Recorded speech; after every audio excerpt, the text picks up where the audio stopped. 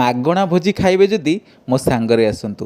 ଆଜି ଥିଲା ଅଫିସରେ ଭୋଜି, ତ ଚାଲନ୍ତୁ ଦେଖିବା କ'ଣ କ'ଣ ହେଇଛି। ଏଇଠି ଥିଲା ବହୁତ ବଡ଼ ଗୋଟେ ଲମ୍ବା ଲାଇନ୍।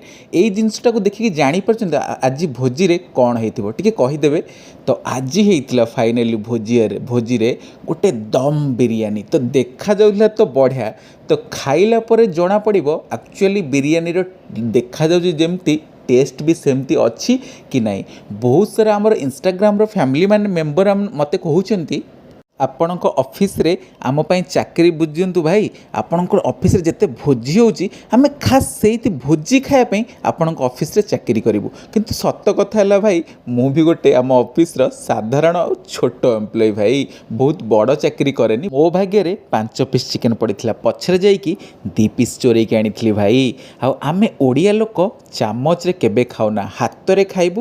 ଆଉ ତୋରାଣୀ ପିଇଲା ଭଳିଆ ବିରିୟାନୀର କଚମ୍ବରକୁ ଢକ ଢକ କରି ପିଇଯିବୁ ଭାଇ। ଶେଷରେ ଥିଲା ଓଡ଼ିଶା ପ୍ରସିଦ୍ଧ ମିଠା ମାନେ ରସଗୋଲା। ଓହୋ।